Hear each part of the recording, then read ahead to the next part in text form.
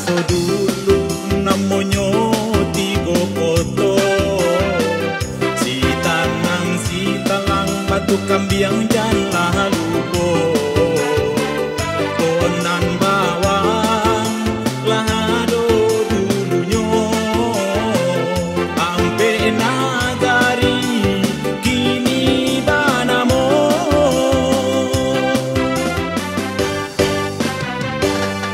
Elo dipandang nagari kito, banyak nantibo baduyun-uyun, naik oto kacak sepeda untuk calia wisata si Lubuk Ungu.